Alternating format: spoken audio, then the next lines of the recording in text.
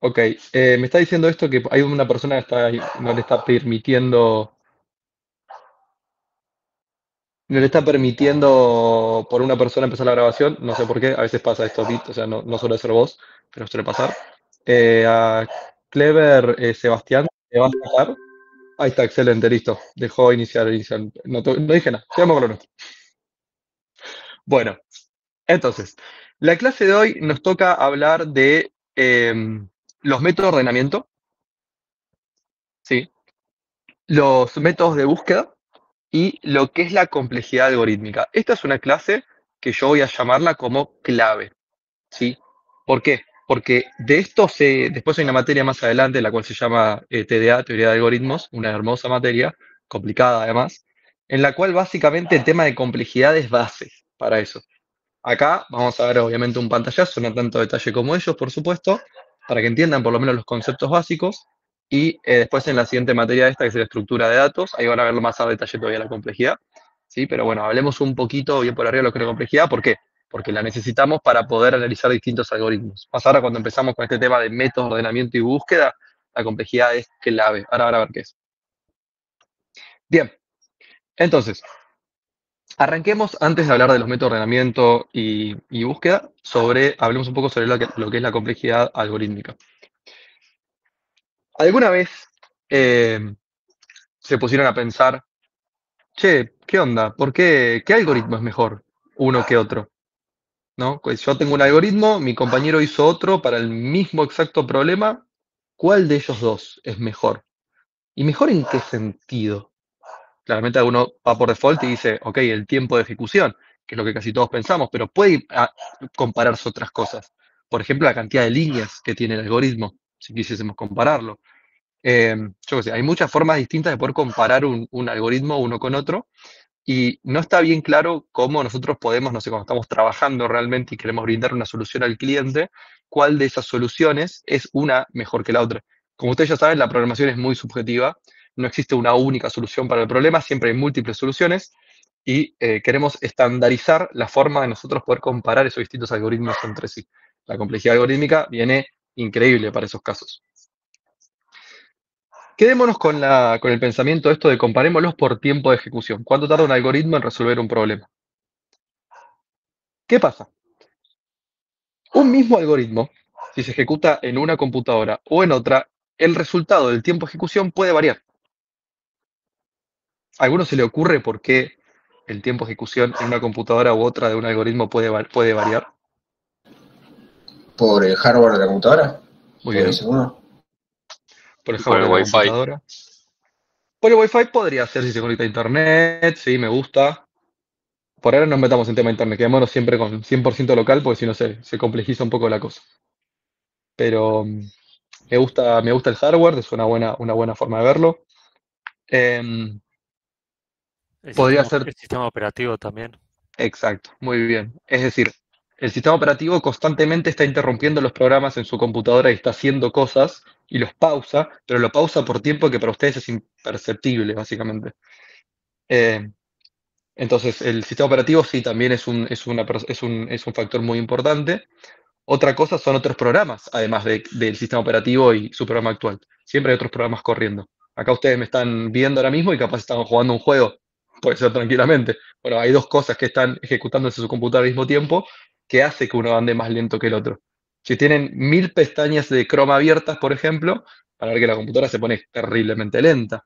Entonces, al final la ejecución no es lo mismo que tener una computadora nueva que la misma computadora, pero con 1000 pestañas de Chrome abiertas. Así que hay muchos factores que pueden hacer que el tiempo de ejecución del algoritmo cambie entre máquina y máquina. Mismo en la misma máquina. Lo ejecutas una vez, te da un resultado. Lo ejecutas otra vez, te da otro resultado distinto. ¿Por qué?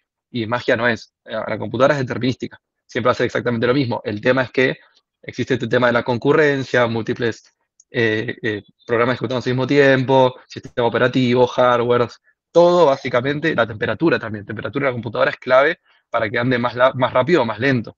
¿Cuántas personas le ha pasado que se sobrecalienta la computadora y todo empieza a andar más lento?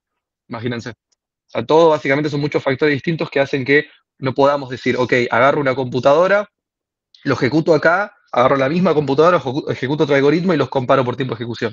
Eso, el resultado es, capaz no es exacto. ¿Sí? Entonces ahí tenemos eh, un detalle, ¿no? Y ahora sí, ahora que entendimos la problemática que tenemos, introduzcamos lo que es la complejidad, ¿sí? En particular la complejidad algorítmica. Voy a leer lo que dice el texto y después lo analizamos. Dice, medida de la eficiencia de un algoritmo, que cuantifica los recursos computacionales, principalmente el tiempo y memoria, que necesita para resolver un problema en función del tamaño de entrada. Así a simple vista es un quilombo. Así que vamos a desglosar esta frase y vamos a entender qué nos está diciendo. Medida de la eficiencia de un algoritmo. Es decir, qué tan bien, digamos, qué tan optimizadamente, podemos decirlo, soluciona un problema un algoritmo en particular. Como dijimos antes, podemos verlos por múltiples factores. ¿Sí? Podemos verlo por tiempo, podemos verlo por, yo qué sé, cantidad de líneas de código o lo que sea. Cuando hablamos de complejidad, casi siempre nos estamos quedando con lo que es el tiempo de ejecución del algoritmo y el espacio de memoria de un algoritmo. Esos son como las dos variables más importantes para nosotros. El resto, por ahora, no nos importa. A algunas personas sí, a nosotros no. Nos quedamos con el tiempo y la memoria. ¿Qué significa que cuantifica los recursos computacionales? El algoritmo, para hacer lo que necesita, utiliza los recursos de la computadora. Utiliza la memoria, utiliza el procesador, un montón de cosas más. Y no hay una forma única de decir este algoritmo va a utilizar esta cantidad de watts. O sea, es muy difícil eso, honestamente. Entonces nos vamos a traer de eso un poco. Vamos a utilizar operaciones elementales, que ahora vamos a ver qué son esos, y con eso vamos a cuantificar esa cantidad. ¿Sí? Aunque no, nosotros vamos a decir, no sé, que un algoritmo hace, no sé, 2n más 2, vamos a decir en algún momento, ya lo vamos a ver, y ese 2n más 2 es algo que es totalmente abstracto, o sea, no, eso no significa tiempo real, no está medido en segundos, milisegundos, no está medido en gigabytes, en terabytes si hablamos de memoria, sino que simplemente es una medida que nosotros nos ponemos de acuerdo para poder comparar algoritmos entre sí, que es independiente de lo que es la computadora. Simplemente analizando el código podemos nosotros estimar la complejidad de un algoritmo. Ya vamos a llegar a eso. Lo importante es que lo está cuantificando. Cuantificando lo pasa a números, algo que podemos comparar entre sí. Bien, en función del tamaño de entrada. Esto es importantísimo, porque yo lo que a mí me interesa cuando hablo de complejidad es cómo mi algoritmo resuelve un problema o cuánto o qué tan eficientemente mi algoritmo resuelve un problema si mi factor de entrada, mis valores de entrada, que en este caso lo estamos caracterizando por el tamaño de la entrada. Cuando hablamos de tamaño de entrada estamos hablando, por ejemplo, de un vector, una lista, imagínense eso en su cabeza. Cuando hablamos de tamaño estamos diciendo cuántos elementos tiene, por ejemplo. Esto es importante porque cuando hablamos de complejidad, normalmente no hay la interacción de un usuario de por medio, por ejemplo, o interacción con Internet o con bases de datos. Eso no nos importa a nosotros. Estamos viendo la ejecución de la computadora de una parte o de todo el algoritmo. Y siempre cuando trabajamos con algo local, estamos trabajando con datos en una estructura de datos, que hasta ahora vimos lo que eran, por ejemplo, las tuplas, las listas y demás, y en set vimos los que son el tema de los vectores, por ejemplo, las matrices también pueden haber visto, lista de listas, bueno, en base a todo ese tipo de estructuras de datos, estamos caracterizando a nuestro algoritmo. Si se modifica esa estructura de datos, es decir, crece en cantidad de elementos, por ejemplo, cómo mi algoritmo reacciona a ese cambio. Puede ser que no reaccione, puede ser que el tiempo de ejecución, por ejemplo, sea el mismo, a lo cual llamamos un orden constante, o puede ser, por ejemplo, que se incremente linealmente. Si tardaba 100 segundos, con un elemento más tarda 101, con otro más 102. Pero puede ser que, por ejemplo, con un elemento más pase de 100 segundos a 1000, con otro elemento más a 100.000, lo cual es un tipo de crecimiento distinto, ya no es lineal ese crecimiento. También lo vamos a ver. Entonces la idea de nosotros es caracterizar el algoritmo en base a eso, cómo reacciona a los cambios del tamaño de la entrada. Mucho palabrería. Esto, todo lo que yo dije está resumido en esa frase, así que de última lo leen más tranquilos, pero igual ahora cuando veamos el resto, de a poquito va a ir quedando un poco más claro. Esto es un tema, digamos, muy matemático, muy teórico, así que cualquier cosa me van preguntando. Bien, yo antes mencioné este tema de operaciones elementales. Si hay consultas, esperen un poco que termino con estos temas y después me consultan todo, porque capaz lo voy respondiendo a medida que explico. Las operaciones elementales son esta eh, unidad que nosotros vamos a utilizar para comparar los distintos algoritmos entre sí. Leo la descripción. Son las acciones más simples que puede ejecutar un algoritmo y que se consideran de costo constante. Eso es importantísimo. Es decir, toman el mismo tiempo de ejecución sin importar el tamaño de la entrada. Yo antes dije que si incrementábamos de 100 elementos a 100, a 101 o a 102, en el caso de que eso no impacte en el tiempo de ejecución de mi programa, por ejemplo, podemos decir de que el algoritmo es de, en este caso este O de 1 que ven arriba, es de eh, complejidad de constante. Sí, es un orden constante. Es decir, que si se incrementa o se decrementa la cantidad de elementos, el tiempo de ejecución de mi algoritmo va a ser siempre el mismo. Acá tenemos un par de ejemplos. ¿Sí? Mi algoritmo en sí está compuesto por muchos tipos de operaciones elementales. Ejemplos, por ejemplo, en Python tenemos la asignación, en el cual asignamos un valor a una variable. Eso, ustedes imagínense un código. Si tenemos 1 millón de elementos en un vector o tenemos 100.000 elementos, una asignación a una variable va a ser siempre lo mismo, va a ser independientemente de si tenemos 100.000 elementos, 1 millón. Total, estoy asignando valor a una variable. Estoy diciendo memoria, le pongo un numerito adentro y listo. Eso es constante en tiempo, es independiente de todo. Entonces, por eso le decimos que es O de 1, que ya vamos a ver lo que es eso. La suma de variables, por ejemplo. Cuando hablo de variables estoy hablando de elementos únicos, ¿no? Que entiendan la operación suma, es decir, elementos individuales, flotantes, números, cadenas, lo que sea. Eso también es un tiempo de ejecución constante. Entonces, otra operación elemental. La multiplicación, acá hay todos los tipos de operaciones, es decir, suma, resta, multiplicación, división, todo eso es constante completamente. En la comparación entre valores en un if, por ejemplo, también es constante, no depende de la cantidad de elementos que yo que tenga de entrada a mi algoritmo para decir que esto va a tomar más o menos tiempo, esto depende completamente de la computadora, esto es constante. Indexación, obtener un elemento de una lista, lo mismo, esto es completamente constante, lo hace por detrás Python, pero es constante.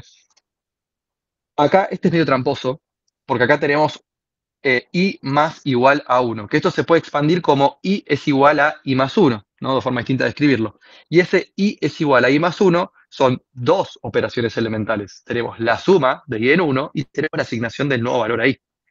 Pero eso en conjunto es constante, porque no depende de la cantidad de elementos. Estoy simplemente aumentando 1 un contador. Entonces, aunque sean dos operaciones elementales, es constante, así que sigue siendo una operación elemental. Y después tenemos el print de X, por ejemplo, invocar una función. Después lo que hace la función puede ser que no sea constante, pero la acción de invocar a la función es constante, lo mismo. Detrás lo hace Python y siempre tarda lo mismo en hacerlo, así que completamente constante. Profe, una consulta. O sea, ¿se considera una operación elemental llamar a una función o llamar solamente a print? Llamar a una función cualquiera. Invocar una función es una operación elemental. Ah, ok.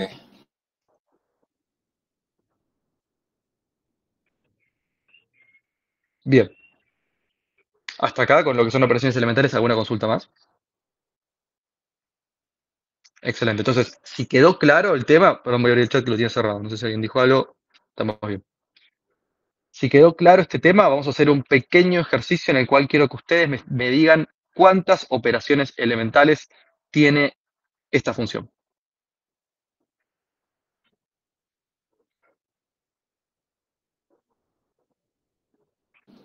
¿Tres?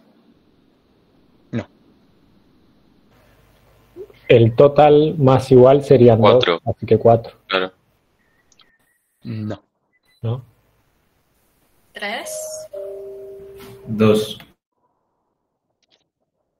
Una porque estamos llamando a una función. no. ¿Puede ser que tenga 6? No. Les doy un tip. No es un número, es una función. No es un número. ¿Es n el largo de lista o no? Ok, n tiene que ver. Y está bueno. N lo definimos ahora como el largo de la lista. Me gusta. Más todavía. 3 más len de la lista por 2. Muy cercano. Muy cercano, pero no. Igual es por ahí. Lo que dice Caterina está bastante bien. Es importante notar que la cantidad de operaciones elementales depende del tamaño de la lista. Este for se va a ejecutar, ¿sí? Mientras haya elementos para recorrer en la lista. Y esto que están acá son, dijimos, una o en este caso dos operaciones elementales. Entonces, Acá tenemos una acumulación de operaciones elementales y no podemos decir, ok, va a ser un número cualquiera, porque no sabemos cuánto es el tamaño de la lista. Yo antes les dije, caracterizamos el problema en base a los elementos de entrada, ¿sí? Lo que entra a nuestro algoritmo en este caso. Lo que entra a nuestro algoritmo en este caso es la estructura de datos significativa, es esta lista. Entonces caracterizamos la cantidad de operaciones elementales en base al tamaño de la lista. El resultado correcto es 2n más 2. A ver, puede ser que sea 2n más 3, porque el return yo, por ejemplo, lo estoy contando como una operación elemental. Acá es muy arbitrario, honestamente. La parte importante en sí de esto es el n. ¿Sí? Que esto depende linealmente de n. ¿Qué significa que dependa linealmente de n?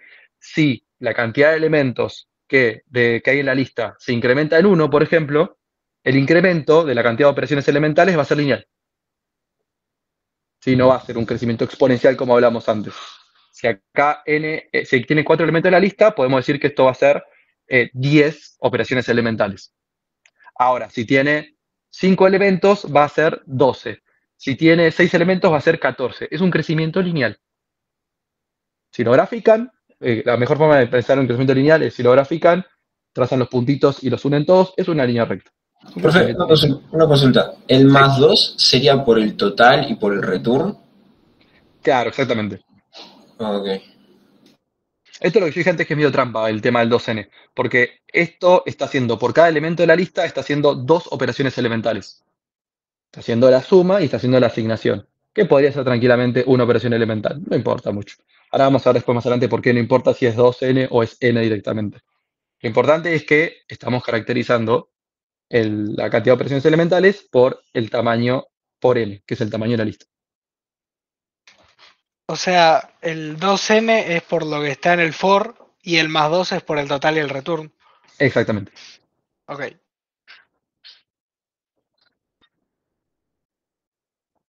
¿Alguna consulta más? Yo tengo una consulta. Si el número n es muy grande, entonces que le sumes 2 no importa tanto, ¿no?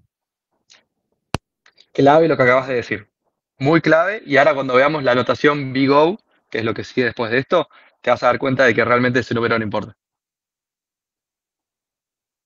Acuérdense que nosotros queríamos ver cómo el algoritmo reacciona en base a cómo se modifica nuestro parámetro de entrada, en este caso la lista. Si tenemos 1000 elementos o tenemos 1.000.000 de elementos, cómo se comporta el algoritmo. Entonces, lo que dijo el compañero es clave, porque este más 2 no va a hacer la diferencia. Y eso es importante porque después lo vamos a sacar de encima ese más 2. Siempre piensen en eso, ¿no? Si cuando utilizamos la complejidad algorítmica estamos pensando en casos hipotéticos donde hay muchísimos elementos. Que, les voy a decir, siempre a mí lo que me gusta mucho es cuando me dan un ejemplo de la vida real. En mi trabajo, por ejemplo, teníamos que optimizar el tiempo de respuesta a un API. Si no saben lo que es un API, mucho no importa. ¿Qué estaba tardando en responder? No les jodo, 1 hora. Era una locura de tiempo que estaba tardando en responder. ¿Qué tuvimos que hacer? Tuvimos que hacer un análisis de la complejidad de cada uno de los métodos de nuestro algoritmo, de todos los pasos que pasaba, hasta encontrar cuál era el que tiene una complejidad alta. Cuando lo encontramos y le redujimos la complejidad, el tiempo de ejecución del API, por ejemplo, bajó al orden de segundos. Esa es la importancia y el peso que tiene la complejidad, y poder entenderla y poder manipularla. ¿Sí? Así que, por eso digo, esto es clave. Bien, entonces, a esto, a la cantidad de operaciones elementales, le vamos a poner TDN. ¿Por qué? Porque normalmente la cantidad de operaciones elementales está atada, de alguna forma, al tiempo de ejecución del algoritmo. Es medio como agarrado del pelo, ¿no? Porque depende mucho el tiempo de ejecución del algoritmo, como dijimos antes, de lo que es mi computadora, en particular en este caso del código assembler, de la arquitectura 32 o 64 bits. Hay muchas variables que pueden hacer que esto cambie, y además que de por sí Python tiene, si se acuerdan, o si no lo saben, se los digo ahora, interpreta de forma dinámica a un bytecode, un lenguaje intermedio, y después ese bytecode lo pasa a assembler, que es el lenguaje que entiende la computadora con los unos y ceros y demás. Bueno, en realidad no, es un paso más el 1 y el 0. Assembler es el paso anterior. Entonces, en realidad, capaz este total igual a 0 no es una operación elemental. Capaz se expande en assembler y son 5 operaciones elementales. Y el for en realidad no es una operación elemental, o este incrementado al final son 7 operaciones elementales, no sé, no nos importa mucho. Lo que nos importa es caracterizarlo en base a lo que vemos nosotros en Python. Por eso digo, es una estimación. Si esto es un 2, esto es un 1, no nos cambia mucho, honestamente. Ahora sí. Sí, Assembler ya lo van a ver. No es tan feo como parece. Da miedo porque es como leer, no sé, que te hablen en un idioma que no conoces, pero cuando entendés el idioma decís es una boludez, así que no se haga mucho quilombo con eso. Ahora sí, notación Big O. Notación Big O es la forma en que nosotros representamos la complejidad en escrito. Yo voy a decir que un algoritmo tiene una complejidad O de algo, se lee eso. Acá, por ejemplo, antes dijimos que estas operaciones elementales son O de 1. O de 1 significa que son de orden constante. Ya vamos a ver qué es eso, por supuesto, pero el O hace referencia al order y después, bueno, lo que está dentro es el orden en sí, ¿sí? Eso se llama notación Big O. Leo a texto y después detallamos. La notación Big O es la forma de escribir la complejidad algorítmica. Indica cómo se comportará el algoritmo en el peor caso posible.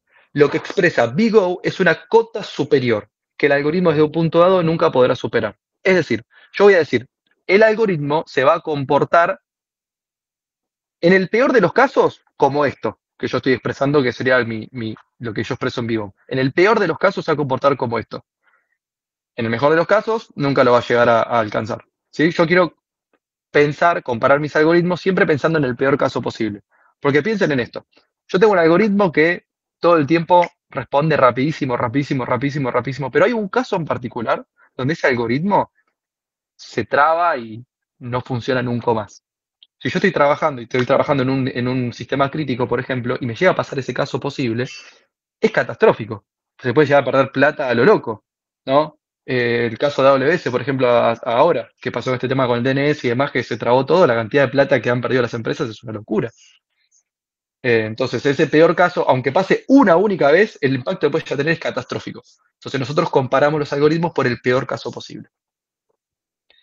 Acá tienen un pequeño gráfico en el cual no es exacto, pero es básicamente lo que dije en la parte de arriba, pero graficado, en la cual tenemos el tamaño de entrada de mi problema, n es el tamaño de entrada de mi problema, la cantidad de operaciones elementales que está, como dijimos antes, muy asociada al tiempo, y después tenemos el gráfico de cómo se comporta. Es decir, esto es la cantidad de operaciones elementales que hace mi algoritmo en base a cuando n va creciendo de a poco. Dijimos que queríamos comparar los algoritmos en base a cómo se modificaba ese parámetro de entrada. Por eso este es el eje de X sería en este caso. Y después lo que está en este colorcito ladrillo, digámosle, es esta cota superior que yo estoy planteando. Esta cota superior, fíjense que desde un punto X dado, siempre va a ser mayor que la cantidad de operaciones reales de mi algoritmo. ¿Sí? Desde un punto dado. Previo a eso puede ser que no sea exactamente, digamos, siempre mayor, pero desde un punto dado siempre va a ser mayor. Este punto dado obviamente tiene que ser un valor lógico, no podemos decir desde 1 billón de parámetros esto es mejor, y no nos hace mucho sentido. Tiene que ser un valor más chico, ¿viste? Como para evitar casos muy bordes que nos rompan la teoría, es este X que está acá. Y siempre, obviamente, como dije antes, pensando en el peor caso posible. Bien. Leo texto. Si la complejidad de un algoritmo es O de n, si decimos que la complejidad es O de n, significa que existe una función f de n, que se representa de esta forma, una a por n más c, con a y c constantes, ojo con esto, es decir, no dependen de n, son valores constantes, tal que f de n sea mayor a t de n, desde un punto x arbitrario. Es lo mismo que dije antes, pero ahora lo expresé con una forma, digamos, lineal, con una recta en este caso. ¿Sí? Porque yo dije n. Si hubiese dicho n cuadrado, acá iba el n cuadrado. ¿Sí? Entonces yo estoy diciendo, esto O de n le estoy poniendo, lo estoy expandiendo de esta forma, le estoy poniendo un parámetro que lo multiplica arbitrario y un parámetro que lo suba arbitrario, de tal forma que desde un punto x siempre sea mayor f de n que t de n. Esto que estoy diciendo antes. ¿Qué significa? Que hay múltiples valores reales, es decir, si yo le pongo un valor a A y un valor a C, hay múltiples combinaciones de A y C que hacen que siempre sea mayor, desde un punto fijo, que T de N, esta cota superior. Pero con tal de que haya una sola, a mí me alcanza. ¿Sí? Entonces, yo lo caracterizo y como hay múltiples, lo generalizo a directamente que dependa de N. Si después alguna de esta forma el algoritmo en realidad nunca es mayor, siempre va a ser el cantidad de presiones elementales, siempre va a ser mayor que lo que yo estoy expresando acá, entonces N no me alcanza, tengo que incrementar N de alguna forma, y ahí hay distintas formas de incrementarlo. Y también hay una cosa importante. Si nosotros comparamos N con N cuadrado siempre va a ser mayor a N. Entonces, si N es una cota superior, si O de N es una cota superior, O de N cuadrado también va a ser una cota superior. Pero va a ser una cota superior mucho más alta. Y yo quiero caracterizar mi algoritmo y no quiero decirle, che, va a funcionar siempre con N cuadrado o N cubo. Yo quiero decirte lo más chico posible. Porque eso lo voy a utilizar para comparar algoritmos. ¿Sí? Si no, estoy tirando como que performa mal el algoritmo cuando no lo hace. Entonces, siempre queremos poner la cota más parecida a lo que es la cantidad de operaciones elementales reales. Entonces, les pregunto, ya que esto lo vimos antes. Habíamos dicho que esto era TDN es igual a 2n más 2. ¿Cuál es la complejidad de este algoritmo? O N. O de n, ¿no? Acá el A es 2 y creo que era B que le había puesto. Y el C es 2. Entonces digo, ya está perfecto, lo reemplazo acá, entonces esto es O de n. Entonces, este algoritmo es O de n. Sabiendo que este algoritmo es O de n, si otra persona plantea otro algoritmo de suma, yo puedo saber identificar cuál es su complejidad y compararlos. Si la persona, por ejemplo, agregaba otra operación elemental dentro de este for, esto sería 3n más 2. ¿Significa que mi algoritmo es mejor? No, son casi indiferentes. Acuérdense que dependiendo de la computadora, uno se ejecuta más rápido, otro se ejecuta más lento. Y dependiendo de cuándo se ejecuta y qué está haciendo la computadora, realmente es muy difícil compararlos entre sí. Entonces, si ambas complejidades de los algoritmos son ODN, decimos que son equivalentes. Tomar uno, tomar el otro, no te va a hacer mucho la diferencia. Pero, si la complejidad es distinta, si uno tiene una complejidad de n cuadrado y otro tiene una complejidad de n, como n es menor que n cuadrado, el de n es más óptimo. Pero, profe, si vos tenés, o sea, nosotros nombramos esto ODN, ¿no? Ahora, el más 2 no importa, pero lo que está multiplicando a la n, sí. Si yo tengo un 200n ahí, me imagino que es muchísimo más complejo y le estaríamos diciendo ODN también, ¿o no?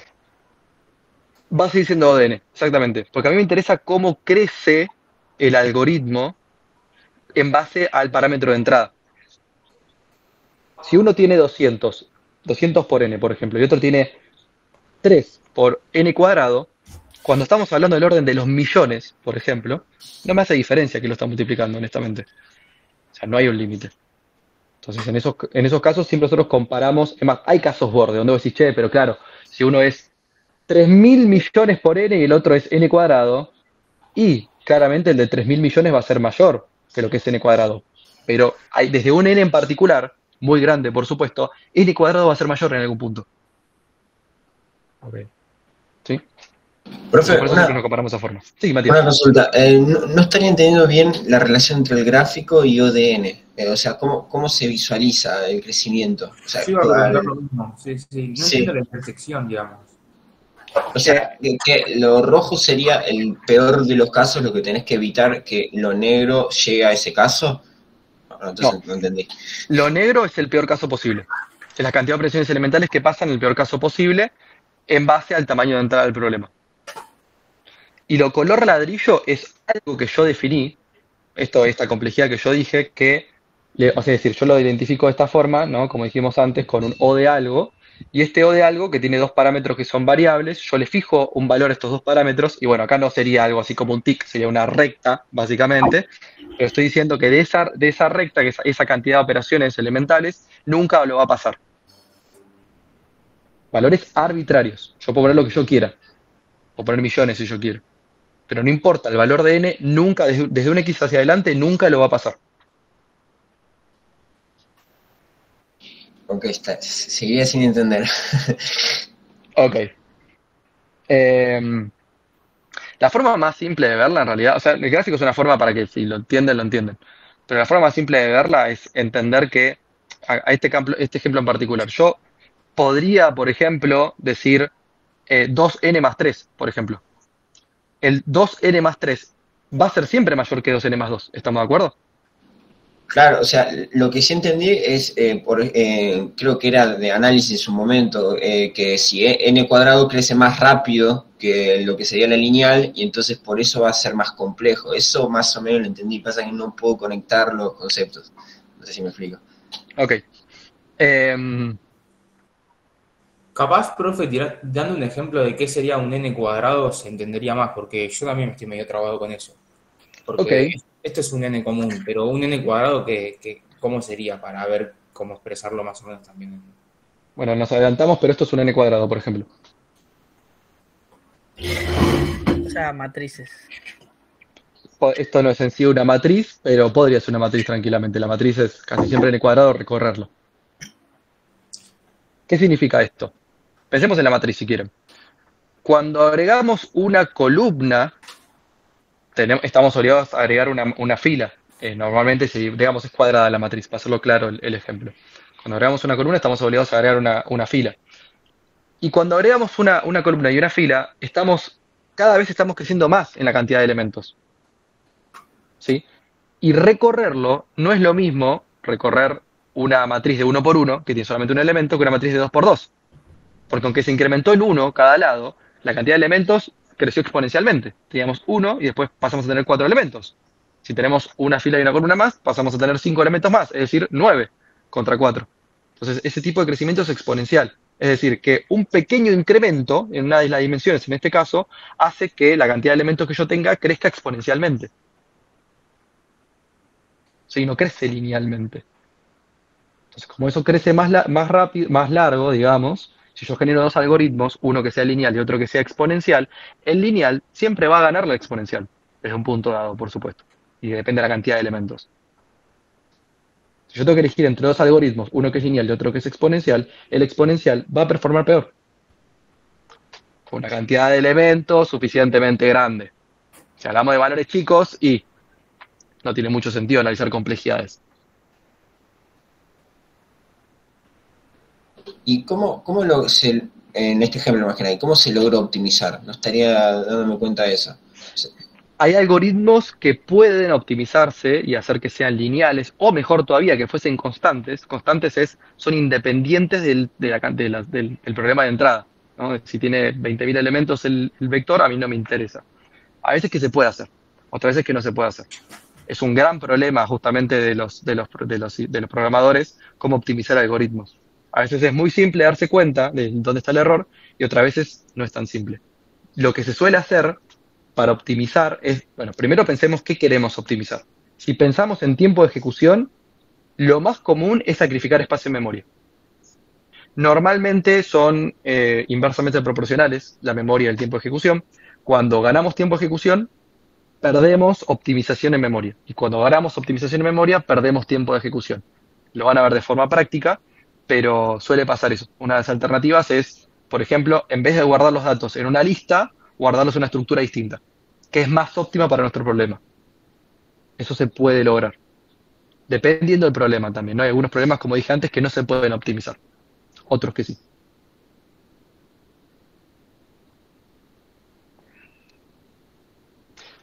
De vuelta, el objetivo de esta clase no es que ustedes sepan cómo optimizar algoritmos, eso ya lo van a ver más adelante en las distintas materias de la carrera. Lo que nos importa ahora mismo es poder leer complejidad. Entender que cuando dicen un O de n cuadrado están haciendo referencia normalmente a un doble for, por ejemplo. N hace referencia a un for, por ejemplo. Ese tipo de cosas. Si ustedes entienden eso, estamos bien. Y si entienden todo lo que dije antes, estamos mejor todavía. Cualquier cosa me van preguntando igual. Profe, yo sigo sin entender por qué el otro código está optimizado. El que decía, en vez de decir -1, decía -i-1. Ah, perdón, esto no, cuando lleguemos acá lo vamos a hablar. Esto mucho no importa. Esto es mucho no importa, pero es porque hace menos cantidad de operaciones. Ahora cuando lleguemos lo explico. Capaz los marí con esto, pero si no pueden ver este. que sea optimizado o no, mucho no está importando. Entonces los cortes de control van a ser n exponencial, ¿no? Depende de cómo lo trabajemos por los while que tienen. No sé si también se aplica para while. ¿Para cómo corte control en exponencial? No te sé. Porque si tenemos un corte de control que tiene 3 while adentro, estamos hablando de un n cubo. Sí, podría ser. ¿Sí? Si ese while depende, cada uno de esos whiles depende de la cantidad de elementos que estamos intentando procesar, por ejemplo, el tamaño de la lista, por ejemplo, podría ser un n cubo, tranquilamente. Ah, ok. ¿Cómo podría que no? Eso hay que analizarlo bien. Habría que ver en realidad cuál es la complejidad de cada while interno. Si un while interno tiene una complejidad logarítmica, que ahora vamos a ver lo que es, y el otro tiene una complejidad de n, básicamente, y podría ser n log n la complejidad. No necesariamente n cubo, o n cuadrado, perdón, en este caso. Ya lo van a llegar a ver. Por ahora mucho no nos entremos en ese tema, pero siempre que tengan algo de este estilo de for i in range cantidad de elementos, suele ser automáticamente una complejidad n. Y esto, si lo hace esto interno n veces, es una complejidad de n cuadrado. Ya lo van a ver. No nos adelantemos. Bueno, con esto más o menos entendido, pasemos a lo que son los órdenes de complejidad. Están ordenados de más eficiente, digamos, menos complejos, a más complejos. Decimos que un algoritmo tiene complejidad constante o es de orden constante cuando su complejidad es O de 1. Es decir, si mi problema de entrada y en cantidad de elementos que tiene mi lista, por ejemplo, se incrementa o se decrementa o soy inherente a eso, ¿sí? No me importa. Si se incrementa o el tiempo de ejecución o, si hablamos de la memoria, el espacio de memoria va a ser siempre el mismo y es independiente de eso. ¿Significa que la ejecución, por ejemplo, si hablamos en tiempos, es instantánea? No. Puede tardar un montón de tiempo. Pero lo que importa es que no depende del tamaño de entrada. También podría ser una complejidad logarítmica. Cuando hablamos de complejidad logarítmica estamos hablando de puede ser en base 10, en base 2, en base 3, no nos importa. Cuando es la base del logaritmo no nos importa y ponemos simplemente el logaritmo. Lo generalizamos al logaritmo en base 10. Habíamos dicho que si, por ejemplo, n funciona, n cuadrado también funciona como cota. Bueno, acá ese mismo concepto, si es logaritmo en base 2, logaritmo en base 3 también funciona. Lo dejamos en logaritmo en base 10 para evitar confundirnos y lo dejamos así, como logaritmo en base, logaritmo de n. Punto. Una complejidad lineal es lo que hablamos antes. Esto, si se imaginan ustedes el gráfico en su cabeza, entienden por qué uno es más eficiente que el otro. Es por cómo crece el algoritmo en base a cuando n va creciendo. Ya lo hablamos, la lineal logaritmo es una mezcla entre ambos, en el cual es n log n. Esto cuando yo hablé antes, por ejemplo, que tenemos dos fors, uno recorre toda la cantidad de elementos y el otro recorre logaritmo de la cantidad de elementos. Se genera este tipo de complejidad, son algoritmos muy particulares, pero ya lo vamos a ir a ver. Complejidad polinómica también, ¿sí? Esto también, si nosotros podemos caracterizar nuestro algoritmo, por ejemplo, así como dijimos antes, y tenemos un n cuadrado más n más lo que sea, el término que es predominante de eso es el n cuadrado en este caso. Si después teníamos más n o teníamos más lo que sea, no me importa, lo borro y me quedo con el término predominante. ¿Por qué? Porque estamos pensando cuando tenemos muchos elementos, no 5 elementos, tenemos muchos elementos. Ya el n pesa muchísimo menos que el n cuadrado. Entonces me quedo con el más importante. Y ahí es donde nace la complejidad polinómica. Esto todo, n cuadrado, n cubo y demás. La complejidad exponencial es donde tenemos la cantidad de elementos en el exponente. Esto hace que cuando tengamos un elemento más, el cambio sea exponencial, o sea, sea una locura. Estamos hablando 2 a la 5 contra 2 a la 6, crece, o 2 a la 7, crece muchísimo. Estamos hablando de muchos elementos además. Básicamente, después creo que n igual a, yo que sé, 50 ya es una locura en cantidad de operaciones. Esto no es sostenible. Un algoritmo que tenga esta complejidad nunca lo van a ver en la vida real. Se habla de forma teórica. Y complejidad factorial lo mismo. Si tenemos un algoritmo con complejidad factorial, también es una locura. Es peor que la exponencial. Y esto es lo mismo. Si no se lo imaginan o no lo entienden, vayan a alguna herramienta de gráficos, grafiquen cada una de estas funciones y vean cómo se comparan entre sí y van a darse cuenta por qué uno es mejor que el otro. Perdón, profe. ¿Puedo tener cualquier composición de funciones dentro de los paréntesis o hay alguna limitación? Podrías tener cualquier composición siempre que sean como una multiplicación, digamos. Si es una suma, por ejemplo, te quedas con la que sea de menos. Claro, o sea, el Pero- límite sería. Claro, Perfecto. exactamente. Gracias. De nada.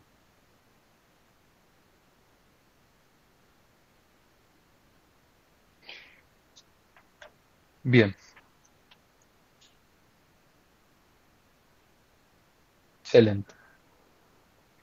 Bueno, esto lo hablamos antes, pero cuando nosotros hablamos de un algoritmo podemos caracterizar dos cosas que son más importantes para nosotros, que es el tiempo de ejecución y el espacio en memoria que utiliza el algoritmo. Entonces, en este caso, si quieren, el ejemplo que vemos acá, que se llama complejidad temporal y complejidad espacial. La complejidad temporal es este TDN que hablamos antes, que depende de la cantidad de operaciones elementales, que me va a decir cuánto estimativamente va a tardar en ejecutarse mi algoritmo. Acuérdense que no es que realmente está tardando, sino que está haciendo esas operaciones elementales que se traducen a tiempo de ejecución. Entonces, va a depender linealmente de la cantidad de elementos que ingresa al algoritmo, ¿m? En la lista en este caso. Cuando decimos orden espacialmente es porque yo estoy guardando en una lista, en este caso, todos los elementos de la lista. O sea, todos los elementos. Y esta lista se encuentra en memoria. Entonces, estoy guardando n elementos. La complejidad es ODN. En la memoria es mucho más simple de verlo. Si por alguna razón yo necesito en mi algoritmo utilizar estructuras auxiliares, porque puede pasar tranquilamente, necesiten utilizar estructuras auxiliares, esa estructura auxiliar puede incrementar la complejidad espacial. Como puede no serlo también.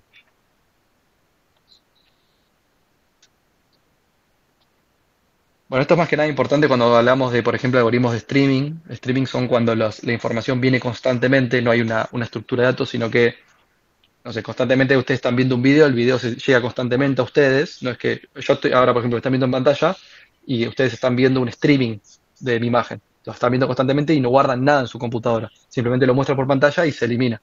Entonces este algoritmo, si no guarda nada de lo que está viendo en pantalla ahora mismo, espacialmente es O de 1. Pero si guardase algo, por cualquier razón, la complejidad espacial ya no sería O de 1, sería algo más. Bien. Hasta acá. Sé que es un tema muy teórico, muy complejo. ¿Alguna duda?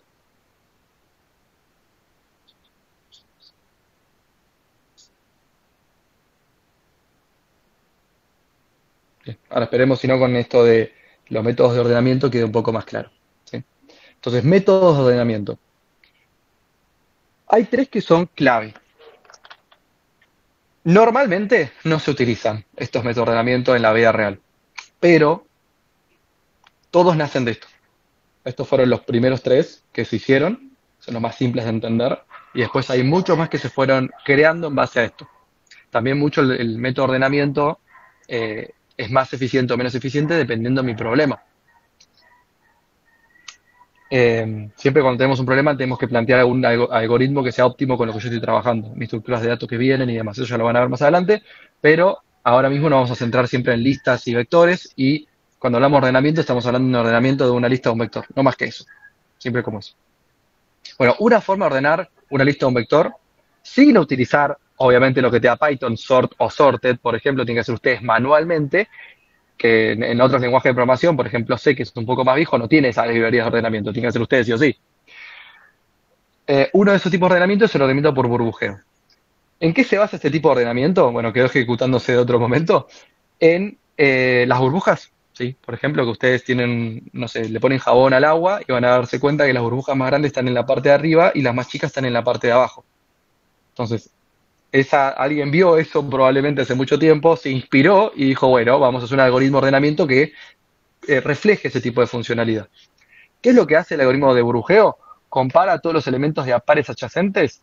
En caso de que dos elementos se encuentren relativamente desordenados, los intercambia.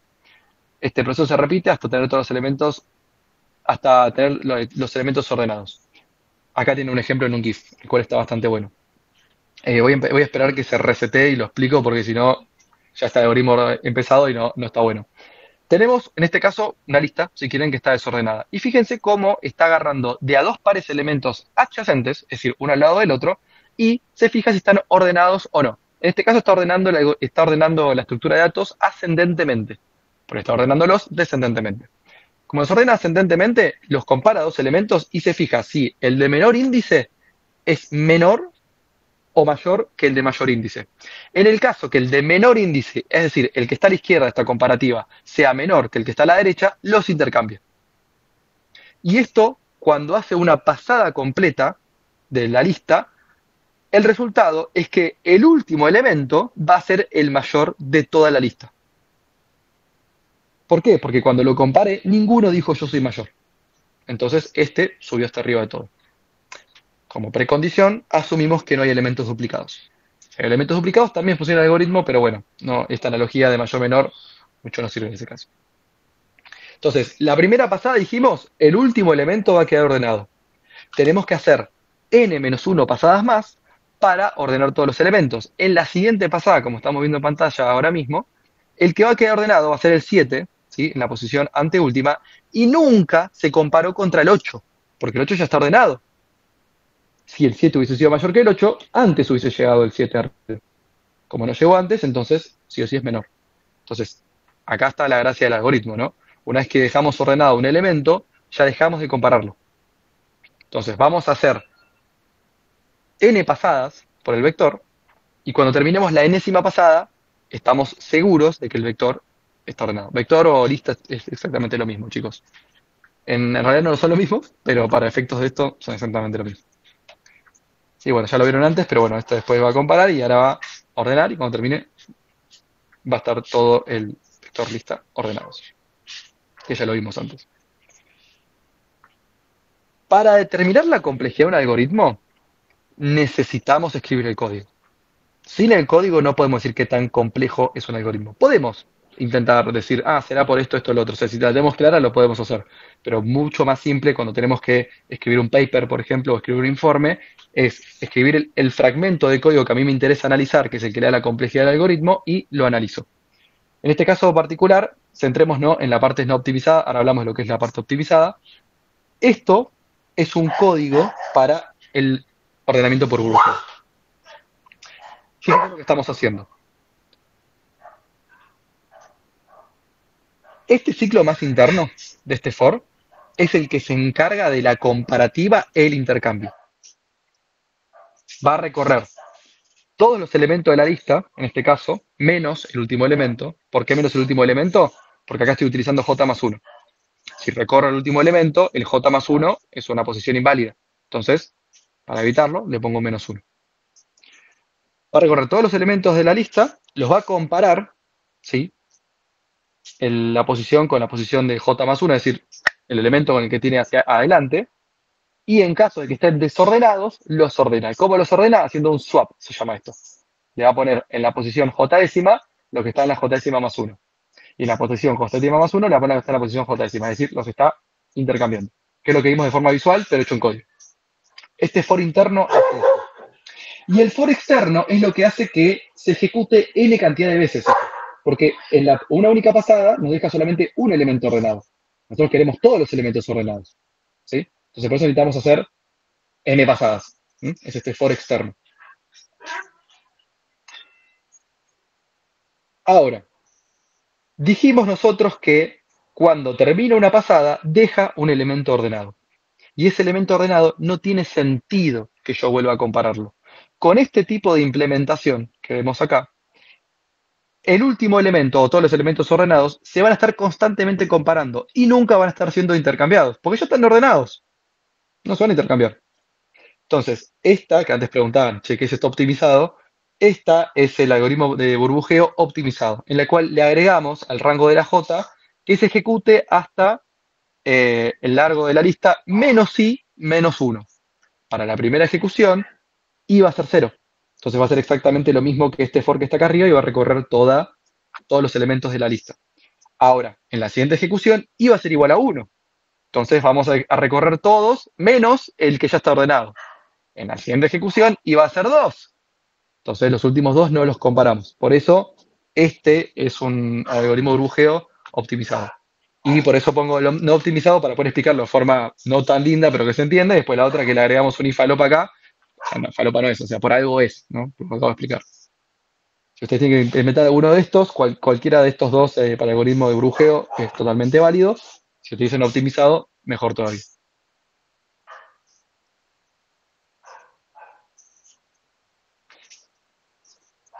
¿Estamos bien? ¿Se entendió el algoritmo de brujeo? ¿El optimizado sigue siendo O de n cuadrado? Ahora vamos a hablar de eso.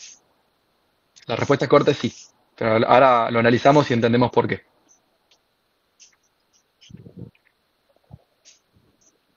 ¿Puede ser porque recorre 2 veces la lista? No, 2 veces no la va a recorrer. Eso sería 2n. 2n es O de n. Ah, claro. Ahí, de a poquito le vamos agarrando la mano, muy bien. ¿Se ve por qué esto es n cuadrado? El de arriba. ¿Alguno no entendió por qué el de arriba es n cuadrado? Por los dos for. Sí, ¿no? O sea, ¿cuántas operaciones elementales tenemos dentro de este for?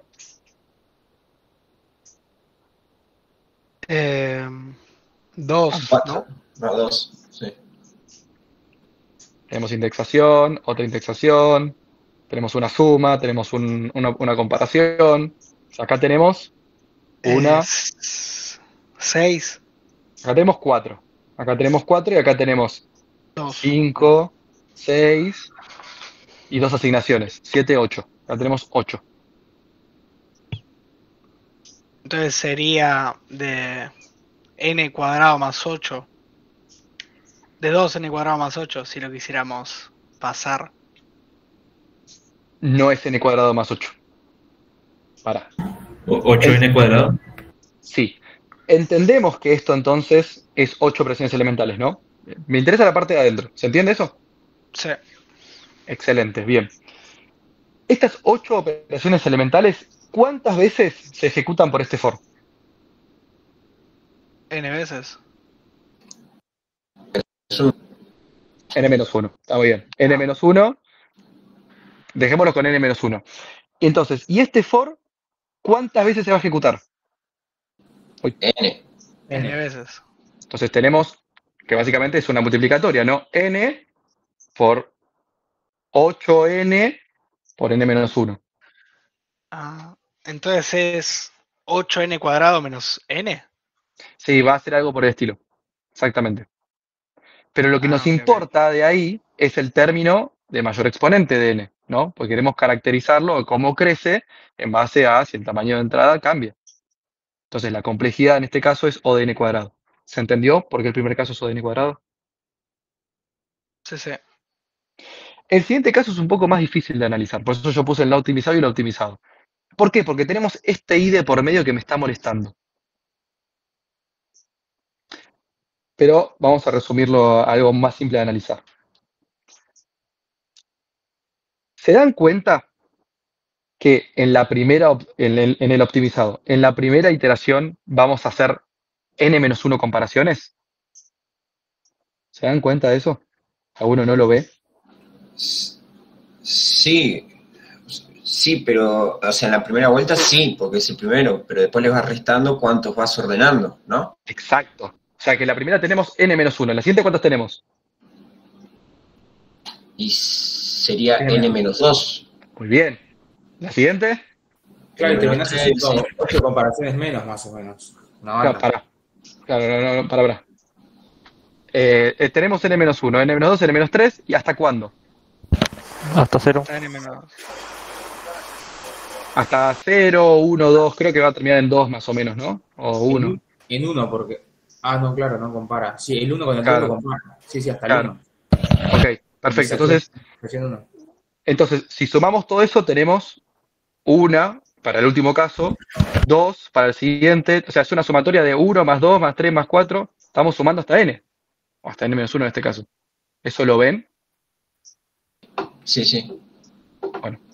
Si no lo ven, acá yo lo dejé en la parte de abajo. Espero que se vea, si no, bueno, le hago un poquito más de zoom.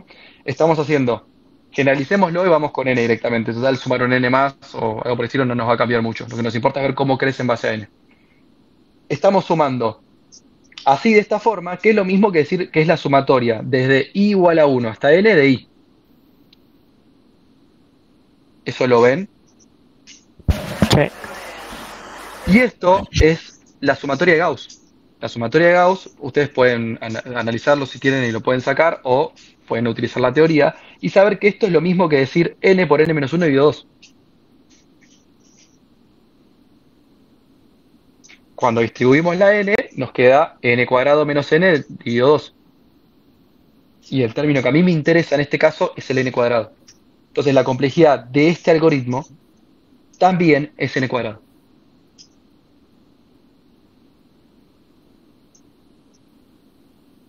Fíjense cómo podemos deducirlo, la complejidad, en base a analizar el código y verlo y entenderlo, o directamente con una forma matemática. Hay formas distintas de hacerlo. La forma matemática siempre va a estar, es casi lo que nosotros intuimos acá se puede también representar de forma matemática, pero casi siempre vamos a intentar hacerlo así, como analizarlo hablado, porque si no, no es la idea de la materia que ustedes hagan cosas de matemática.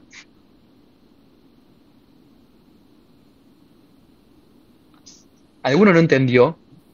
¿Estamos todos bien? Es importantísimo que entiendan esto. Yo me perdí un poco. Ok. O sea, Yo no igual. entiendo muy bien por qué es n más n menos 1. Y después, bueno, llegamos a la sumatoria de Gauss. Ok. Vamos de vuelta a lo que es este algoritmo. Bueno, hay forma de resetear esto, pero en la primera pasada, cuando recorremos la lista por primera vez, vamos a hacer n-1 comparaciones. ¿Eso lo ves? Sí, sí. Ok. En la siguiente hacemos n-2, porque nos quedó uno ordenado. En la siguiente n-3, hasta que tengamos una última comparación final y nos quedemos sin comparaciones para hacer. ¿Eso lo ves? Sí. Ok. Entonces, en esa última comparación, o sea, la primera, digamos, hicimos n comparaciones. n-1, perdón. En la siguiente hacemos n-2. En la siguiente n-3, es decir, estamos sumando esa cantidad de comparaciones para decir la cantidad de comparaciones finales. Es decir, estamos haciendo esto. ¿Por qué le agregué el n? Porque si no le agrego el n, acá yo tengo que agregarle n menos... Y se me complica explicarlo, porque esto después me queda n menos esto, que bueno, esto va a ser n cuadrado y esto va a ser n, y lo que a mí me interesa en realidad va a ser el n cuadrado. Bueno, esto al revés, esto es menos n. Vamos a hacerlo bien. Va a quedar menos n y esto se va. Esto sería lo correcto. Así es como realmente se hace. Yo para no marearlos con la complejidad, ¿no? Pero bueno, lo importante es que si entendemos que estas son la cantidad de comparaciones que está haciendo el algoritmo, y sabemos que esto es lo mismo que la sumatoria de i, y sabemos que la sumatoria de i, desde i igual a 1 hasta n, es lo mismo que esto, porque es la sumatoria de Gauss, entonces podemos saber cuál es la complejidad. Ok. ¿Sí? ¿El resto? Sí, sí. Ahora sí. Bien. Bueno.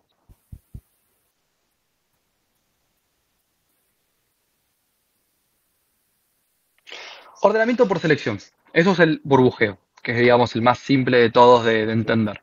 El de selección es un algoritmo en el cual selecciona de todos los elementos, en cada iteración, el más chico de toda la lista.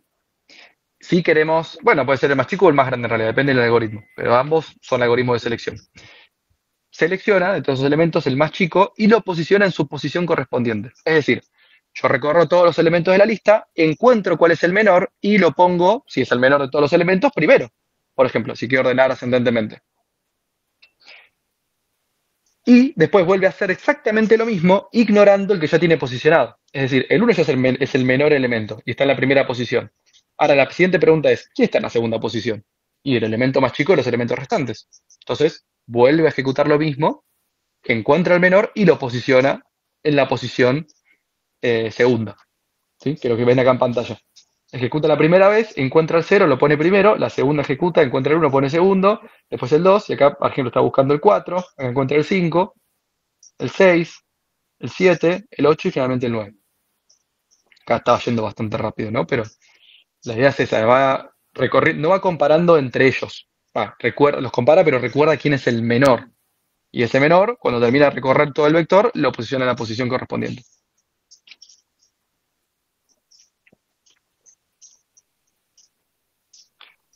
Bien. La complejidad es O de n cuadrado, y ahora vamos a hablar por qué es O de n cuadrado, pero miremos un poco el código. Ya cuando vemos que el código tiene un for y otro for, nos hace ruido que va a ser un n cuadrado.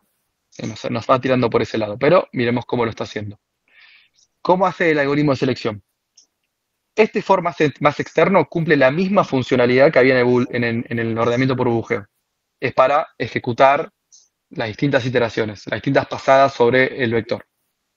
Y el más interno, es el que realmente está haciendo el trabajo de, ok, ¿cuál es el mínimo de estos elementos? Lo encontré, perfecto, lo pongo en la posición correspondiente. Entonces, fíjense, en cada iteración tenemos que saber cuál es la posición que yo quiero estar, que voy a poner a mi elemento más chico, que sería la posición y-décima. Esto arranca siendo 0, es decir, la primera posición del vector. En la siguiente iteración va a ser 1, en la siguiente 2, en la siguiente 3. Entonces, me guardo este i como la mínima posición. Voy a recorrer desde la posición de mi mínimo más 1 hasta el final de la lista en este caso. ¿Por qué de mi mínimo más 1? Y porque lo que está por detrás de mi mínimo ya está ordenado. ¿Sí? Fíjense en el ejemplo anterior. Lo que está por detrás de esto que yo quiero posicionar ya está ordenado. No lo quiero volver a buscar el mínimo. Entonces, por eso este for arranca desde i más 1. Y este for internamente, ¿qué hace? Busca el mínimo. Compara todos los elementos entre sí contra lo que está en esta posición del mínimo, en este caso, y en caso de que encuentre uno menor, lo reemplaza por el mínimo. Es decir, el ejemplo acá que vimos antes, cuando encuentra el 2 dice, acá está mi mínimo. Pero fíjense lo que hizo el 2. Bueno, no lo puedo mostrar de vuelta, pero cuando encontró el 2 dijo, este es el mínimo, después encontró, acá hizo con el 6, encontró otro que era más chico. Entonces, lo dejó ese como el mínimo real. Esto que ven acá del color azul es lo que está haciendo el for de más interno. Y lo amarillo es lo que va dejándose posicionado ya.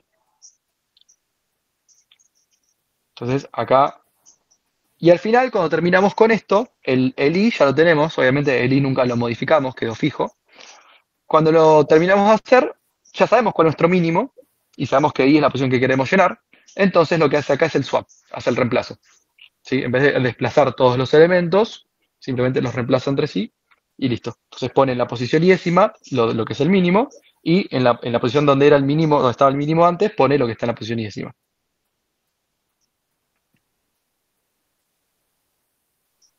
¿Se entendió?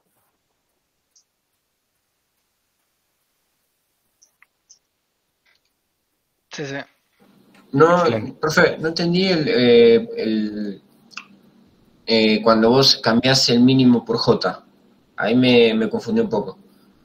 Ok. Vos asumís cuando arrancás a recorrer este for que el mínimo elemento es tu posición actual. Es decir, cuando arranca el algoritmo, fíjate que siempre marca como el primer elemento como el mínimo, hasta que se demuestre lo contrario.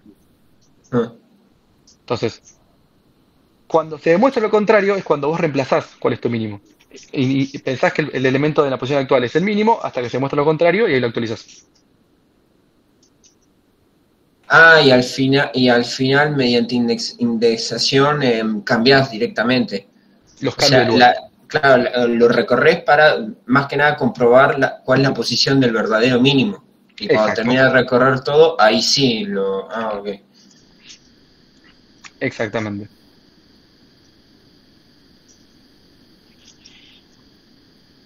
Bien. ¿Alguien me quiere justificar por qué la complejidad de este algoritmo es O de n cuadrado?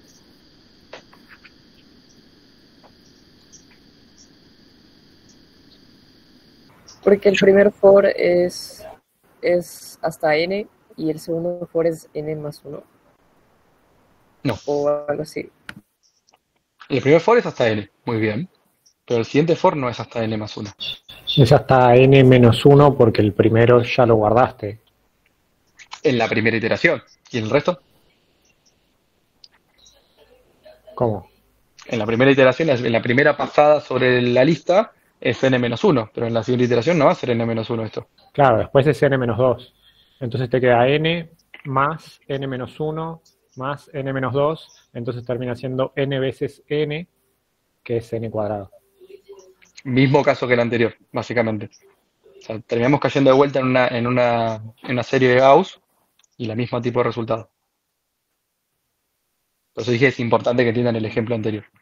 ¿Alguno no lo ve?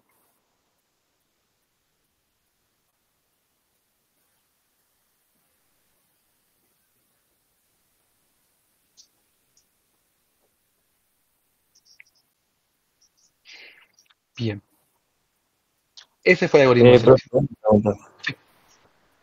Perdón, esto solo funciona, o sea, lo del n cuadrado funcionaría solo si los for dependen de la misma lista, ¿no? Claro, si vos tenés dos listas distintas, tenés dos parámetros con los cuales vos caracterizar tu algoritmo. Tenés un n para una lista, que es el tamaño de una lista, por ejemplo, y un m para otra lista. Y depende de cómo interactúan entre sí, podrías tener otra complejidad. Por ejemplo, si este for recorre la primera lista y este otro for recorre la segunda lista, la complejidad no es n cuadrado o m cuadrado, es n por m. Porque la de m veces la recorres n veces. N por m. ¿Sí? Siempre caracterizamos nuestro algoritmo en base a los parámetros de entrada. ¿Y n Ok, por m y qué esto- tipo de complejidad sería? Claro, sí la pregunta. Tenés que compararlo con otros tipos de algoritmos exactamente iguales. O sea, si vos decís, tengo un algoritmo que con estos parámetros es n por m y el otro es n por m cuadrado, y ya te das cuenta que n por m es mayor. Es menor, perdón. Y es más óptimo. Ok. Es un poco más complicado. O sea, cuando tenemos variables es más difícil de verlo.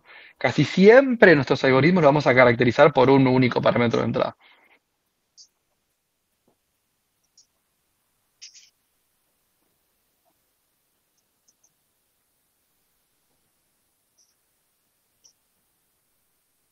Bien. Y el último algoritmo de ordenamiento que vamos a ver hoy es el ordenamiento por inserción. ¿Qué es lo que hace el ordenamiento por inserción? Toma los elementos de A1 y los ingresa ordenadamente entre los ya visitados. Es decir, va visitando de A1 y cuando visita uno lo va poniendo donde corresponde. Esto es muy parecido, por ejemplo, cuando ustedes tienen un mazo de cartas, ¿sí? Y abren su mazo de cartas y van viendo una carta por una carta. Cuando ven una carta nueva, la ponen donde corresponde. Cuando ven otra carta, la ponen donde corresponde. Como que van viendo de a una carta y la van poniendo donde corresponde. Piénsenlo de esa forma. Acá lo ven muy visual. En el cual, por ejemplo, tenemos el 7, lo va a comparar contra todos estos elementos hasta que encuentre la posición correspondiente del 7. Acá se puede optimizar un poco y decir, ok, comparo, cuando encuentro que el siguiente elemento que estoy viendo es menor a mi elemento, entonces ahí lo posiciono. Fíjense que acá está comparando uno por uno hasta que encuentra el 1, que el 1 es menor que él, entonces no va a comparar más. El 4 es muy visual. Fíjense cómo compara contra todos hasta que llega al 3. Cuando llega al 3 y ve que el 3 es menor que él, no tiene por qué seguir comparándose. Porque lo que esté a la izquierda del 3 va a ser menor que 3. Entonces, si 3 es menor que 4, ya está. Ya es suficiente.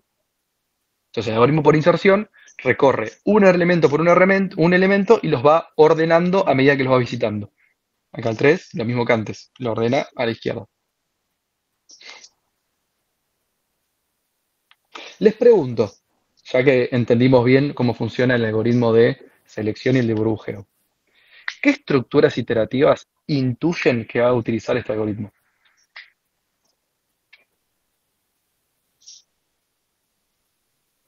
Primero un for y después un while. Muy bien, excelente. El for porque tenemos que recorrer todos los elementos y el while porque en algún momento va a posicionarse. ¿Cuándo? No sabemos cuándo. Así que excelente. El algoritmo justamente utiliza un for y después un while. Entonces, ¿cómo funciona este algoritmo? El for más externo recorre todos los elementos, dijimos recorre uno por uno, y este while más interno intenta posicionar el elemento donde corresponda. Acá me estoy guardando cuál es el elemento que estoy visitando actualmente, ¿sí? Y estoy iniciando esta J en la posición anterior a la posición de mi elemento actual. ¿Por qué? Pues yo quiero posicionarlo hacia atrás, por eso este i menos 1. Mientras que J sea mayor o igual a 0, es decir, no me quiero ir a índices negativos porque se me rompe todo, y yo pueda decir que estoy todavía posicionando mi elemento, no encontré alguno que sea menor que él, entonces voy a intercambiarlos. ¿Sí? Acá, en el ejemplo anterior, como que lo dejaba flotando en el aire, fíjense, ahora el 7, por ejemplo, lo deja flotando en el aire y lo empieza a comparar. En realidad lo que está haciendo es, los va intercambiando uno por uno hasta que en algún momento lo posiciona y deja de intercambiar. Por eso acá tenemos este cambio que lo va como desplazándose. O sea, lo va desplazando y como va pisando ese viejo que lo tiene recordado acá, lo tiene actual. Hasta que en algún momento, como dijimos, encontremos la posición que le corresponde. Cuando encontramos la posición que le corresponde, lo posicionamos al actual y terminamos de iterar.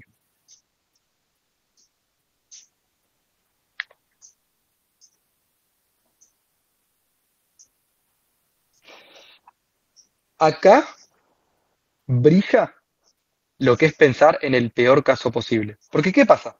En los casos anteriores, en el ordenamiento por selección o el ordenamiento por burbujeo, el peor caso posible era igual al caso promedio, que también era igual al mejor caso. Porque la cantidad de comparaciones en el burbujeo y en la selección no dependía de cómo eran los elementos en mi lista en este caso. Si estaban ordenados inicialmente, por ejemplo, a mí no me cambiaba nada. Si estaban ordenados los elementos, iba a comparar de a pares el burbujeo, por ejemplo, todos, y no iba a intercambiar nada porque ya estaba ordenado, pero lo iba a hacer n veces. Entonces la complejidad iba a seguir siendo n cuadrado.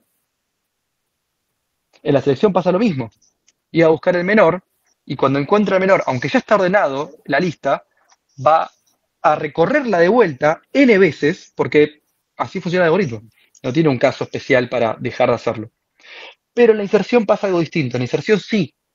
Si ya se encuentra, por ejemplo, el vector ordenado, este while nunca va a hacer nada. Va a hacer todo el for y el while no va a hacer nada.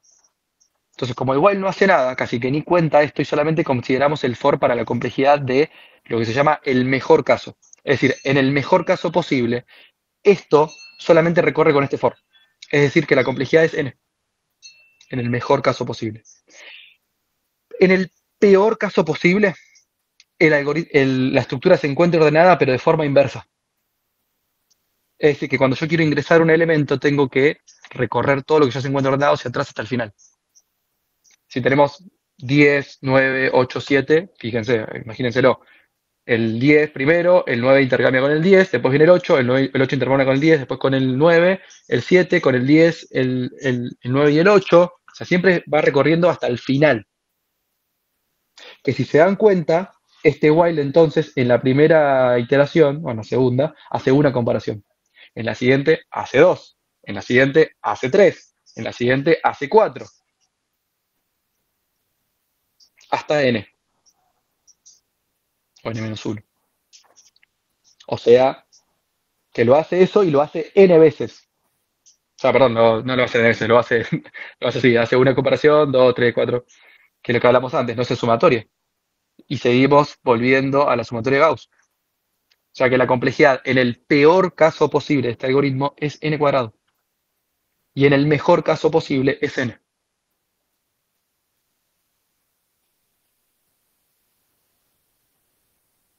¿Significa que inserción es mejor que selección o burbujeo? No, porque comparamos los algoritmos por su peor caso posible.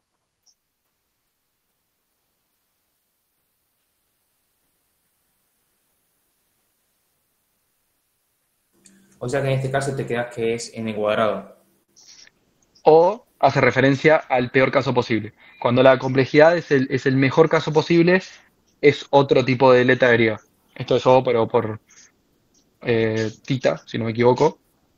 Acá le ponemos O porque no tenemos tita en el teclado, y después hay otra que creo que es sigma, si no me equivoco, que identifica el mejor caso posible. que también podemos comparar algoritmos por mejores casos posibles, pero en la práctica nadie utiliza el mejor caso posible.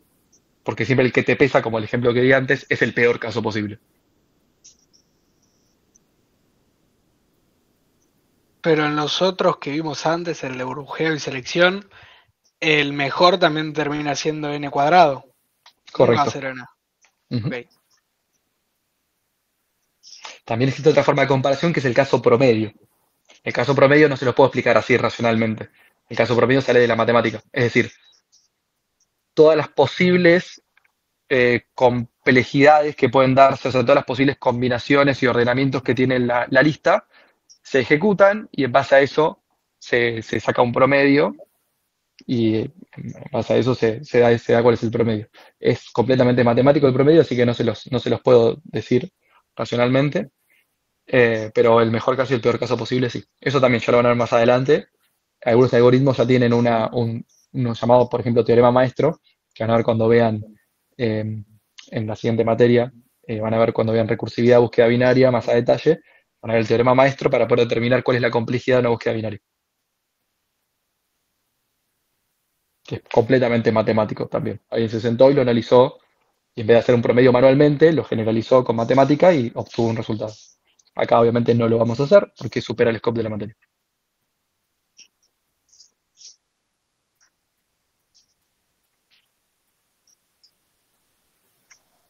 ¿Estamos bien con esto? Sí, sí. Excelente. Bueno, después tenemos métodos de búsqueda. Los métodos de búsqueda de ordenamiento, quedó claro, como ordenamos nosotros en este caso una lista o un vector, y el método de búsqueda es cuando nosotros queremos buscar un elemento en esa lista o vector. El más común de todos, que ustedes lo utilizaron probablemente en algún momento para lo que sea, es la búsqueda secuencial. La búsqueda secuencial es lo que ustedes ya conocen como la búsqueda de elementos uno a uno, es decir, recorro todos los elementos desde el inicio hasta el final y me fijo si lo encuentro. Entonces quiero que me digan ustedes cuál es la complejidad del peor caso y la complejidad del mejor caso en la búsqueda secuencial. Y el peor sería que recorra toda la lista y el mejor que lo encuentre al principio. Correcto.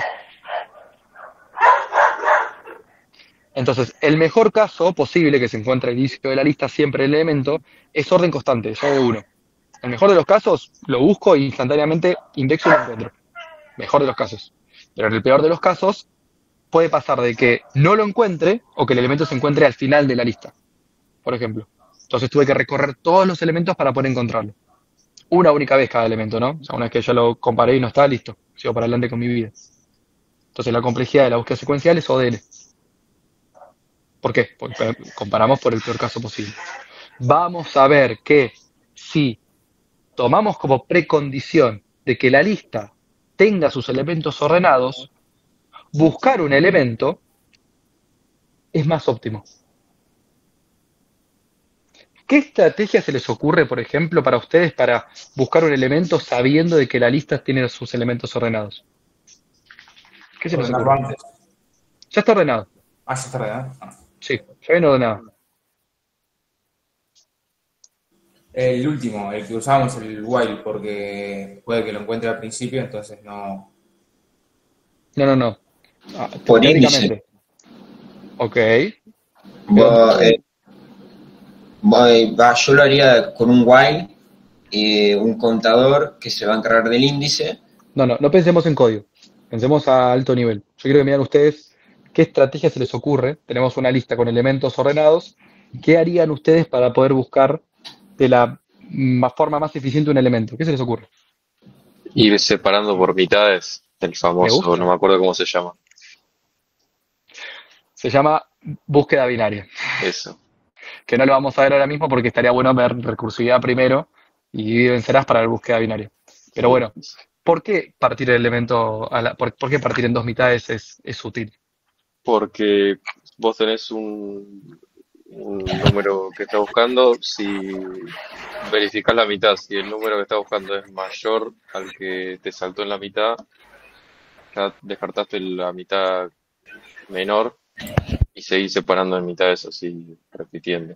Exactamente. Vamos a un ejemplo concreto para el que no lo haya entendido. Imagínense que tenemos una lista que tiene los elementos desde el 1 hasta el 10, secuencialmente. 1, 2, 3, 4, 5, 6, 7, 8, 9, 10. Yo quiero saber si el elemento 7 se encuentra en esa lista. ¿Qué es lo que hago yo? Sin importar que, o sea, en este caso tenemos del 1 hasta el 10 secuencial, pero podría tener cualquier cosa dentro, a mí no me interesa. Siempre que estén ordenados. ¿Y puede ser que descartarías la primera mitad? Claro. Yo lo que haría es, quiero descartarme elementos sin tener necesidad de compararlos. La forma más óptima es tomar el centro. Porque cuando tomo el centro y comparo, hay dos casos posibles. Uno, no es el elemento que yo estoy buscando. En este caso, la lista ordenada sería el 5, está justo en el centro. El 5 no es el 7. Entonces, el siguiente caso, que son básicamente como dos casos más, el elemento que estoy buscando es mayor que lo que está a la mitad o es menor. En el caso que sea mayor, por ejemplo, nos quedamos con la mitad es superior de la lista. El elemento que estoy buscando es mayor que el que está en el centro. En el caso de que sea menor, nos quedamos con la mitad menor de la lista. Es decir, por A o por B, estamos descartando la mitad de los elementos. Con una sola comparación. Y una pregunta, profesor, y en ese caso también manejarías el caso de que esté ordenada de mayor a menor, ¿no? Lo cortás a la mitad y el anterior del 5 resulta que es más grande, entonces descartás todo lo que sigue después del 5. Ponele si estás buscando el 7, ¿no? Si estoy buscando el 7, no, debería descartar lo que está antes del 5. Pero ponele si es de 10, 9, 8, así, ¿no? Y vos agarrás a partir. Claro. Está. También lo maneja, ¿no? Sí, correcto. O sea, hay que tomar una precondición, eso se llama una precondición. Para búsqueda binaria yo tengo que tomar como precondición de que la lista se encuentra previamente ordenada, ascendente o descendentemente. Pero lo tengo que aclarar. Si eso no se cumple, capaz el algoritmo no funciona.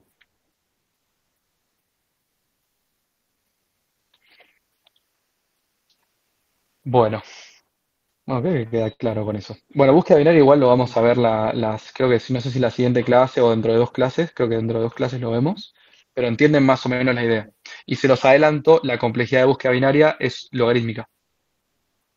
Específicamente el logaritmo en base 2 de n. No se lo voy a decir por qué. Quiero que si quieren, si les interesó que lo piensen un rato, porque es logarítmica, se puede deducir. Y después lo charlamos en la siguiente clase. Bueno, hasta acá, todo esto, una consulta.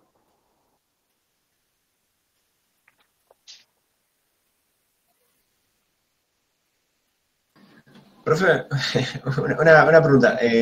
¿Usted subió el material? Porque entré al campus y no lo encuentro. En teoría en el campus debería estar. Déjame chequearlo por seguridad. Pero acá, en el campus lo mandé como mensaje, material clase 23 del 10. Y acá les puse... Acá. No sé por qué no se marca, honestamente. Claro, debe ser eso. Okay. Es malísimo esto, ni se ve, pero sí, está ahí. La siguiente pongo el link directamente y listo, me parece. Acuérdense de ingresar con su usuario de FIBA, please.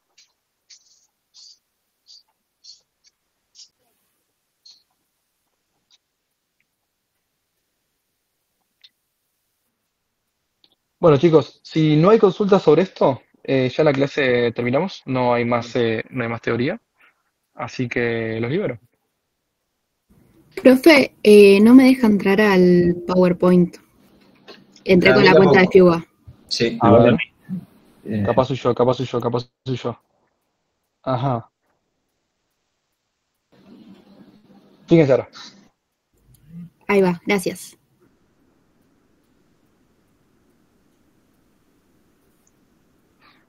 Con razón no había nadie en la diapositiva, me llamó la atención.